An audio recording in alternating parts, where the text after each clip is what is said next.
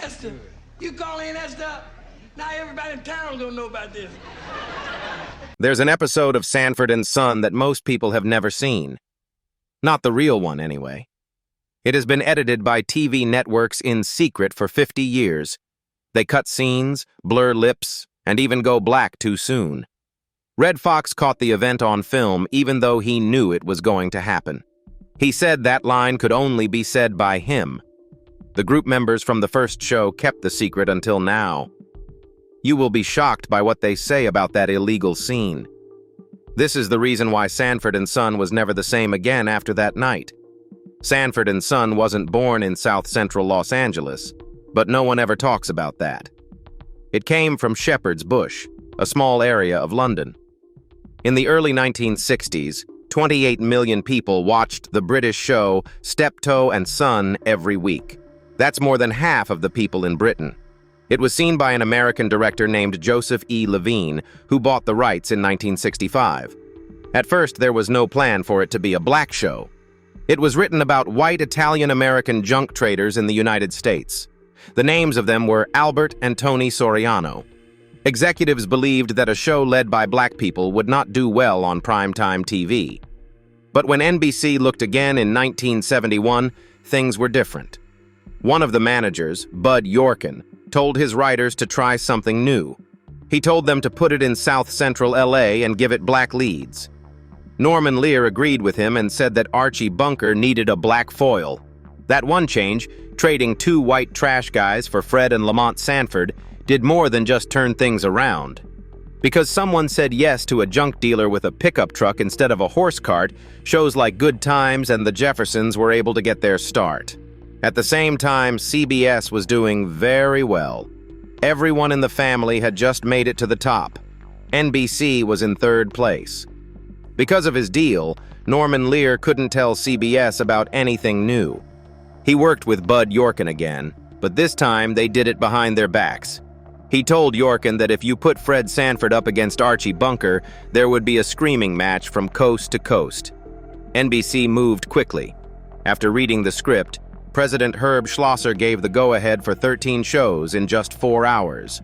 The first episode of Sanford and Son aired on January 14, 1972, on August 17, 1971. In its first week, it got to number 6 on the Nielsen list. It turned away 21% of Archie Bunker's viewers. That one move got NBC back into the game and showed that honest comedies about working-class people could live on both sides. What almost killed the show before it even began, though? Joseph E. Levine had already tried to bring Steptoe and Son to the U.S. in April 1965. Oscar winner Lee Tracy and bad guy actor Aldo Ray were cast as a father and son. He paid $185,000 for a 30-minute pilot that was shot at Desilu Cahuenga. ABC and CBS saw it. Both of them said no. Some people thought the trash set looked too dirty for color TV. For 6.5 years, no one else could work on the model because Levine still owned the rights in the U.S. In December 1971, the deal came to an end. In just 3 weeks, York and Lear paid $40,000 to buy the rights back. That fall, they made the movie that everyone knows. That's why one bad black-and-white pilot kept one of the most popular TV shows ever hidden for almost 10 years. Red Fox almost didn't make it. The first person NBC wanted was Broadway star Calvin Little. He had just been in May 1971. They gave him the story. He read it and laughed. "It's funny, but I can't call my son dumb for 6 years," he said. He passed, then. That's when Yorkin saw Red Fox in Cotton Comes to Harlem in a small role. Fox yelled at the turkey, "Give me my money!" The crowd went crazy. That was it. Red Fox agreed to the terms on June 12, 1971. Every show paid him $4,500. That was only half of what Archie Bunker made. Fox, on the other hand, kept the rights to all of his old Vegas shows. After that, Calvin Little told the Jet that he felt bad every Friday night at 8 because Red's catchphrases made $30 million in reruns. Someone said no. That meant a comedian from the Chitlin circuit who was 50 years old could change the sound of American TV. CBS was the first to try to buy it.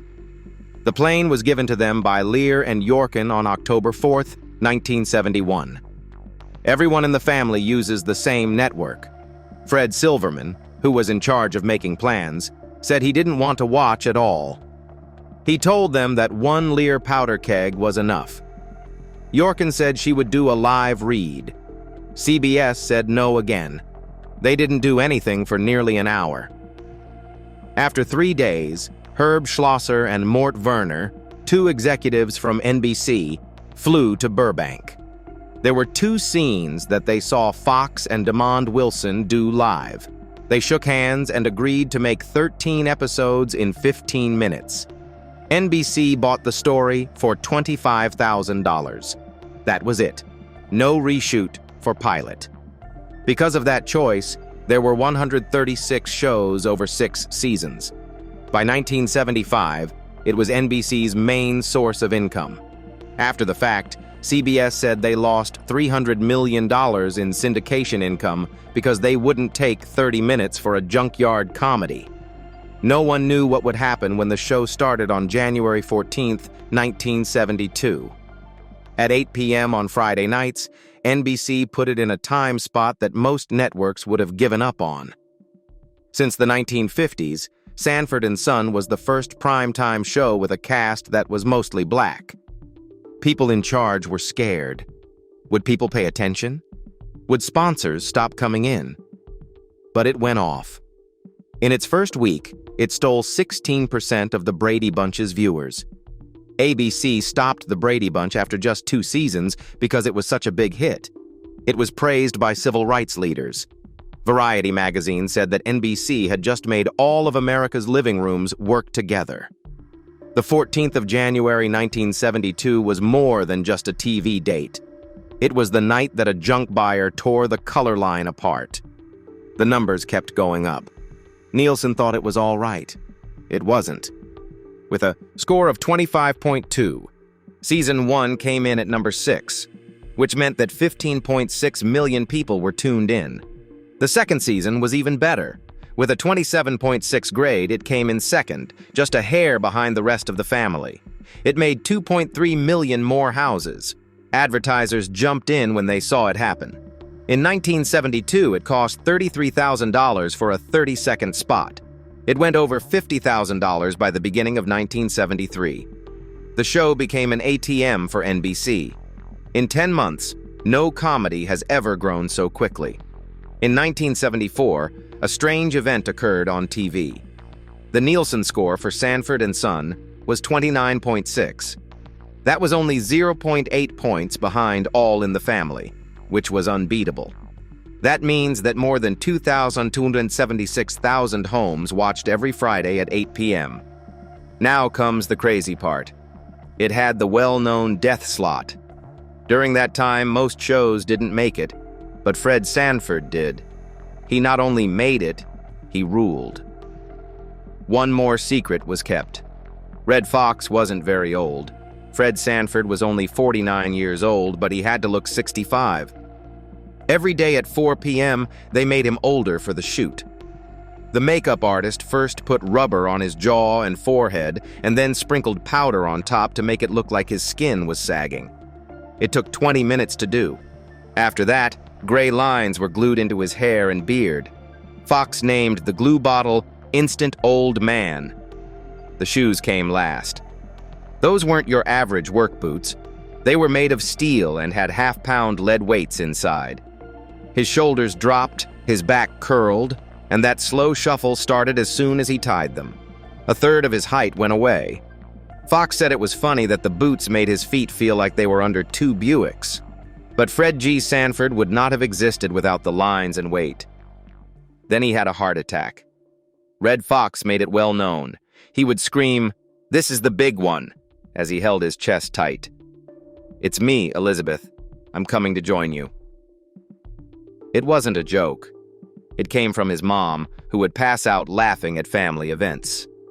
On the show, he did the joke 36 times. People in Los Angeles knew about it so much that they called fake calls Sanford specials. Then the line that shocked everyone in America came. Fred yelled, "Look at all these niggas in here," in the middle of the scene. There are enough niggas in this area to make a Tarzan movie. It showed at exactly 12:43 p.m. without any cuts.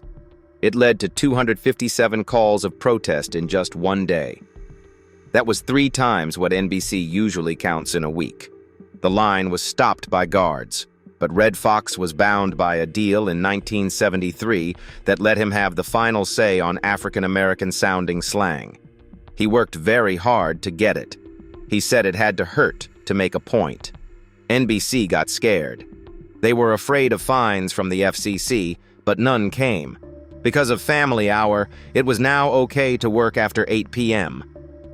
Years later, the first word was mute on syndicated versions. But when Peacock aired the show again in 2022, they fixed it all up and added a 10-second play ahead. Like no other old show had ever done that. What came next was louder than they thought it would be. The show was filmed in front of 220 people at NBC's Stage 9. The crowd went crazy when Fox spoke the Tarzan joke.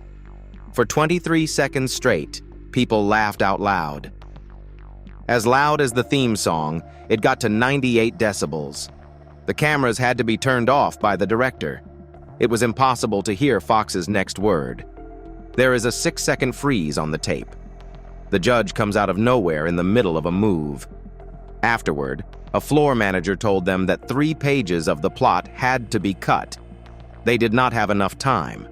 But NBC didn't let the laughs out. It was too honest and raw to cut. What a loud noise. The cast of Chico and the man in the studio next door thought something had gone off. There was a message in all the chaos, though. Fred wasn't joking when he got mad in court. It was true that he said, "A black man ain't got a chance." Around 62% of traffic tickets given out in 1973 in black areas went to black drivers. The average for the whole city was only 24%. And the Tarzan jab? Oh, and that wasn't random either. MGM made Tarzan movies for many years. African people were mostly quiet extras or porters in most of them. Fred's line didn't just hurt, it pointed the finger. Later, critics said it was meta-humor that was easy to miss. But the laughing made it hard to understand what was being said. Red Fox was behind all of this. He did not want the line to be changed. He didn't want someone else to bring it to him. He told them, "I can do it. It's not possible." That was his rule. When NBC pushed back, he said he would leave. He even got in touch with Reverend Jesse Jackson. Jackson said, "Okay, but only if I understand." 3 times.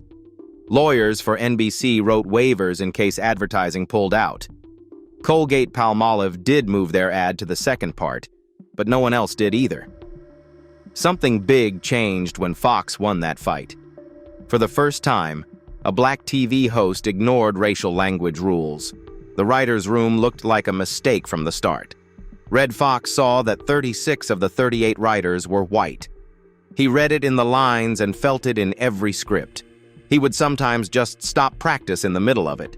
He would rip a page out of the book and yell, "Black people don't talk like that." Fred used to brag on the line about how he bought trains in Monopoly. Fox wouldn't have it. He also wasn't quiet. The staff had to throw away or rewrite 18 finished plays that year alone. That cost $90,000 to make. Bud Yorkin and Norman Lear worked hard to support their group. But things got worse. It was so bad that NBC hired Gene Farmer to just change the lines before they were filmed, to make it sound dark. That wasn't a job title. It was a way to fix things. It was a war over who gets to write the truth, and people still talk about it in diversity workshops today. After that, Paul Mooney came in. It was 1973, and he sped right in.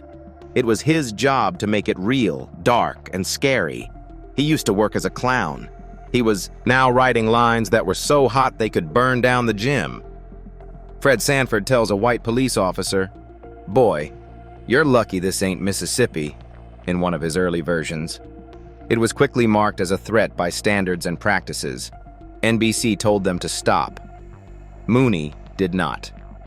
He wrote it 3 times before Fox finally put it into a take and told them they could cut it. The network went crazy. What if the show was taken off by stations in the South? It could cost them $150,000 per ad place if someone from Jackson or Birmingham called them angry. Mooney didn't change his mind. He made jokes about it. He said Fred could be killed for less money south of the Mason-Dixon line. There was always a chance that line would be used on the show, but it never did. Once it was clear, the censors began to keep track of everything Mooney wrote. Then, the big surprise came. Red Fox didn't show up on September 20th, 1974. The cameras were set up. The crew was ready. Nothing. After a few hours, his lawyer came over with a demand letter. He asked for a 25% stake in the show, control, money from syndication, and a pay raise from $19,000 to $25,000 per episode. That's when Tandem Productions hit back hard. They filed a suit against him, $10,000, the largest legal case ever brought against a TV actor.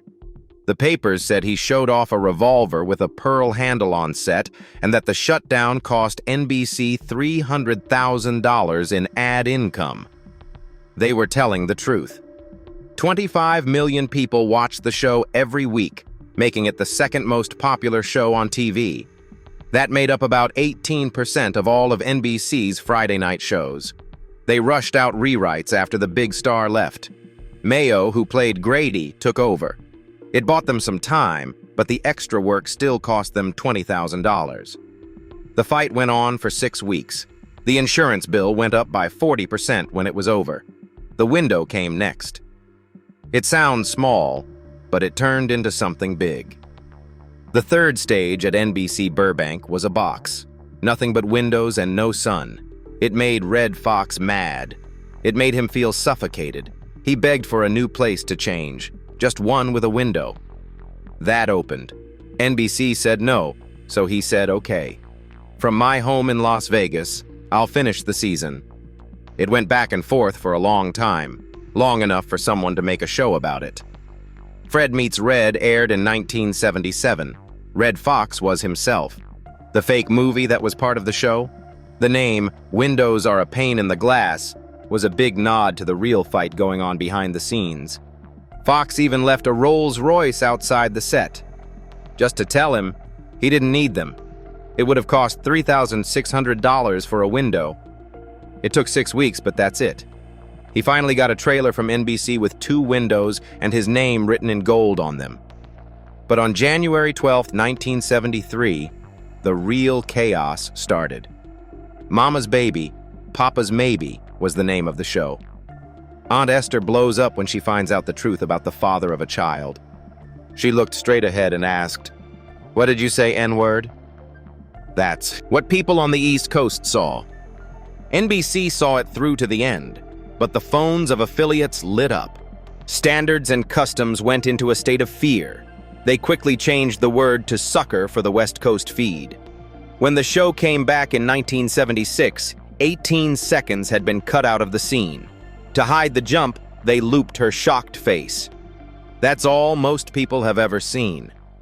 One old 2-inch tape has the real line on it, not to be copied, locked up at the Paley Center. Then there was the wedding story. February 4th, 1972. The bride is coming and going. But Fox wanted more heat, so Lamont's wedding doesn't work out. Fred said, "Look at these jive honkies and spooks," when his white in-laws walked in. It's likely that they brought their own silverware. People in the room gasped. Chevy and Kodak were still looking. Before the show was over, they called NBC. That whole 31-second scene was gone by 1973. Cut straight through. In the US, you can still see the jump, but in the UK, the change wasn't in the kinescope. British reruns are easy to watch. There is no gap. People who are breaking the law got a hold of a practice tape. 3 tries. Every new version is worse than the last. That was not the end of the censorship. At the end of the 1990s, TV Land said they would make original episodes, but they chose 47 Sanford and Son shows to be edited. Engineers made the faces blurry, the jokes quiet, and some scenes just faded out. In 4 shows, the credits came on almost 2 minutes early. Fans took notice. In 2003, they began comparing VHS tapes to the TV Land cuts. One person added it up. 14 hours had passed during a run over the weekend. In a 2-line press release, TV Land said the cuts were necessary because of time limits, but they never said the cuts were based on race. NBC was really scared by one show. The Card Sharps, March 15, 1974. After taking a good look around, Fred says, "Man, there are enough nun pins in this room to film Tarzan." People in the crowd laughed, then stopped. Some silence for a moment. In just one day, 2 big advertisers, R.J. Reynolds and American Home Products, said they would pull more than 3 million ads. The head of NBC called back, in crisis mode. They thought about ending the show. The last deal? Don't use labels anymore. An apology in writing. Internal notes from 2012 showed that the contract was updated, a sentence using a racial slur. From now on, 0 tolerance. It caused a split in the country. Ebony magazine said the show was brave, held up a mirror, and made people laugh so hard at racism in 1975. But not everyone agreed. Alvin Poussaint told PBS that this kind of humor can stick around too long if it's used a lot. In 1976, the NOACP in Los Angeles didn't go to a rerun. The voice from the village pushed back and said it was the only comedy that let black anger exist without making it mild for white comfort. The numbers were run by academics. They heard 113 insults in the first 5 seasons. Of those, 78 were directed at white people, 22 at Latinos, 9 at Asians, and 4 at black people. And that made people fight even more. Red Fox. Was it a mirror or a mask? Did he wear a stereotype or break them down? The show really did change everything, but it came with a price. A lot of money, stress, and truth were trimmed, blurred, cut, or removed. Something crazy took place in May 1977. ABC broke a big $2.5 million deal in front of Red Fox. He quit NBC right away, not even telling his co-star, Demon Wilson. An article in Variety magazine told NBC about it, not Fox or his lawyer. It came from the news. Wilson was on stage 31 when he heard something, and he went crazy. He yelled, "He didn't even call me, man," as he stormed off. His last scene on Sanford and Son was taped March 3, 1977. Fred gives Lamont a hug at the end. Everyone thought the show would come back soon. No one knew that was the end. In September of that year, ABC's The Red Fox Comedy Hour ran right next to the Waltons. After only 3 weeks, only 13.9 million people watched. In January 1978, it was gone, but the cracks were already there before Fox left. Sanford and Son got a huge 25.2 rating and was ranked number 6 in 1972. It got to number 2 3 times. But by season 6, in 1976 and 1977, only 20.3% of people watched. It was a drop of 5 points and more than 5.8 million homes. NBC got scared and changed the show to 8 p.m. Tuesdays, for 1 week only. It was a terrible mess. It was the first time ever that Sanford and Son didn't make it into the top 10. They fell to number 27. Advertisers saw that the cost of a 30-second spot dropped from $120,000 to $77,000. NBC spent about $11 million on that one season. Red had already missed 9 shows because of pay disputes behind the scenes, and the writers were using old British plots from Steptoe and Son again. In 1980, NBC tried to bring back the magic with a new show just called Sanford. They gave Demon Wilson $25,000 a show to come back. That was twice as much as he made in '77. He said no anyway. He could never forgive Fox for leaving without saying goodbye, and he was mad that he hadn't been paid for his work. The makers then wrote Lamont out. They said he left to work on the Alaska pipeline, and Dennis Berkeley, who plays the big Texan Cal Petty, took his place. Fans didn't believe it, though. A 18.1 grade was given to the first episode of the new Sanford on March 30th, 1980. By Christmas, it was less than 14.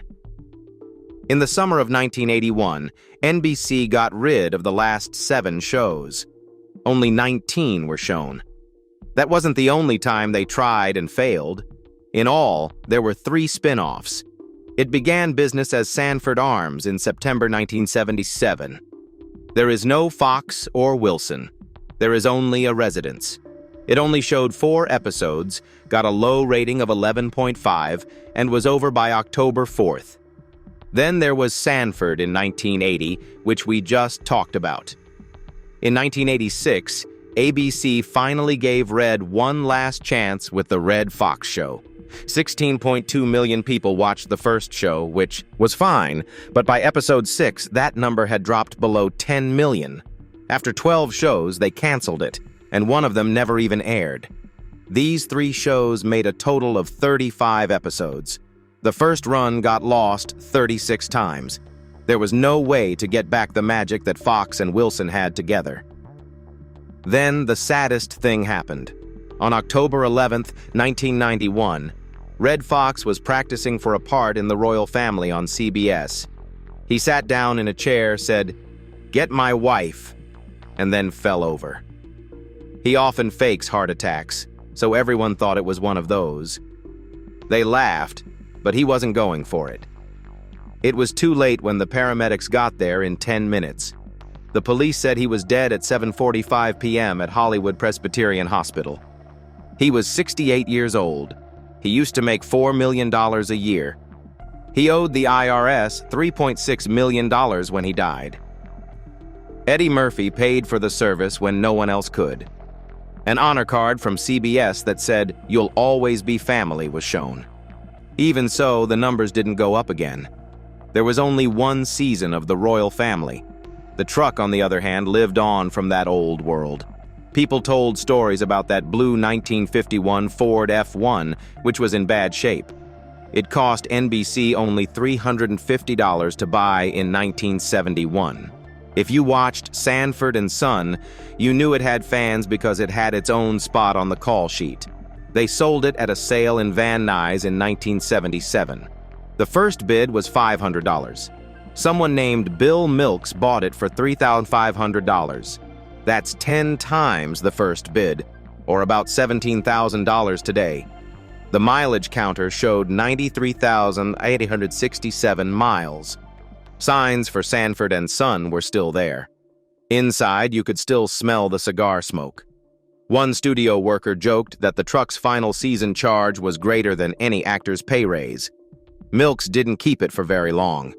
In 1980, someone from Argos, Indiana, called him to sell some junk. In order to get a sign on wheels, Donald Dimmitt drove the truck 2,000 miles east on its original V8 engine.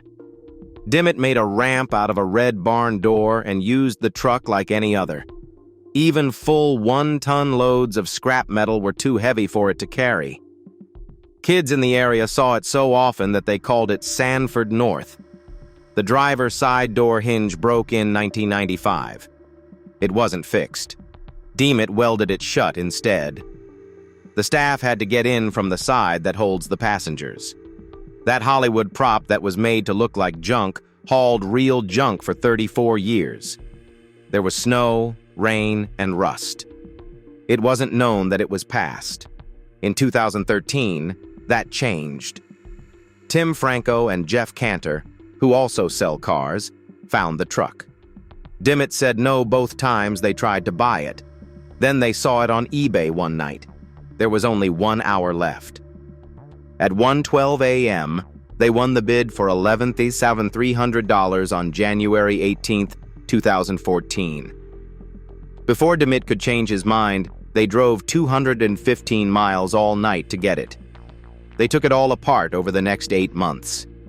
They scrubbed off 17 pounds of road salt, put the wood bed back together, and found the exact 1971 NBC paint color. They even copied the letters by making a frame from the show bigger. That November, the truck made its debut at the 90 Center in Cleveland. It was signed by Demon Wilson himself under the hood. The junk truck was once again the center of attention. One more secret that is easy to miss. Fred's dump was said to be at 91144 South Central Avenue in Watts on the show. That was only a story, though. The real pictures were taken from 1659 Magnolia Boulevard, North Hollywood, in a small stucco house. That is more than 16 miles away. It was picked because the driveway looked good, and there were no new buildings in the way. Every scene outside was shot on a set in Burbank, with a fake skyline that was 22 feet tall and took 15 grand to build. If you look closely, you can see the trick. In Season 3, palm plants can be seen through the fence, but no one paid attention. People thought it was true. There were no LA zip code checks going on Friday night. The best part? The same building showed up out of the blue in another show. 4 months after the end of the first season of Sanford and Son, the same spot showed up in an emergency episode called Crash, which was about a fire in a plastics plant. John Gage and Roy DeSoto, two firemen, opened the same gate that Lamont used. Universal had a deal that let them film both shows on the same lot with the same crew. 2 worlds in one place. It didn't matter to anyone. It wasn't even brought up. Just put paint over Fred's sign. They put in smoke machines and kept the cameras running. They saved $4,000 in set fees. It was just another Hollywood trick that worked.